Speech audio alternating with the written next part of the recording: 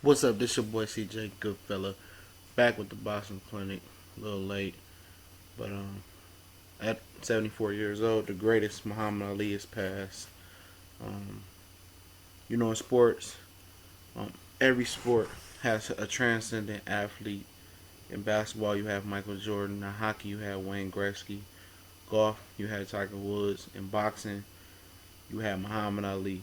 You know, I mostly do recognize boxing's golden era as the 80s, but Muhammad Ali laid the groundwork for boxing to be great. You know, he started off in about 1960s, early 1960s. Um, winning the gold medal, and a lot of people resented him and didn't like him coming up.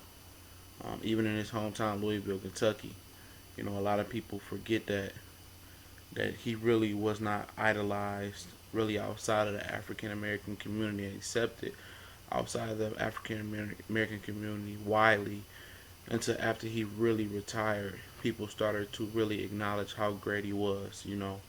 Um, he triumphed Sonny Liston when Sonny Liston was the baddest man walking the face of the earth in the boxing. He beat him twice, knocked him out twice.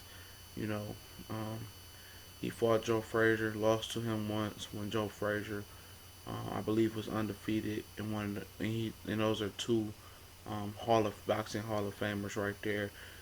After 3 years laid off, I believe he fought Frazier again, defeated him.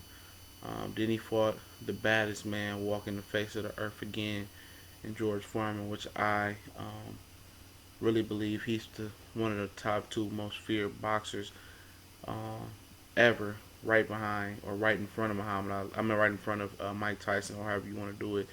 And he knocked him out in Africa.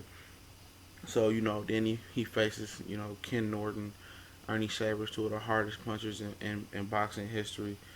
So this dude has done a lot in boxing, and what makes him different from other boxers is he laid the groundwork. Well, he was the first inventor to really self promote himself with his mouth.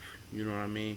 And he did not just self promote himself; he self promoted his beliefs. You know what I mean? Not just his religion's belief. He self promoted. Um, the problems in the African American community, the problems that he had with going to war, and how he felt like the Vietnamese, I believe there was, that did nothing wrong with him. He self promoted himself in boxing, with taking on a picture with the money in the vault. He said he talked a lot and said he was the greatest because he wanted to promote the sport of boxing. A lot of people really couldn't fathom that at the time, and that draws similar parallel to what Floyd Mayweather did, taking a book out of the Muhammad Ali page to run his mouth and say he was great, and just to promote the sport. People didn't like Muhammad Ali when he got beat by Frazier. They, you know, chastised him, and but he was a resilient individual, and he had ties to Malcolm X, and a lot of different other people. A lot of people really copied his ways, and he laid the groundwork for a lot of things. And even though Muhammad Ali wasn't my era, but if you ask your kids who Muhammad Ali was, similar to who Michael Jordan was, they all know who he was because he was that great. He's like a folk hero, but really real in the African American community and around the world. And everybody know who Muhammad Ali was, even babies. And that's just how great he was. And I send my condolences out to his family, but he's in a greater place and no more pain. This your boy CJ Goodfellow. We gone.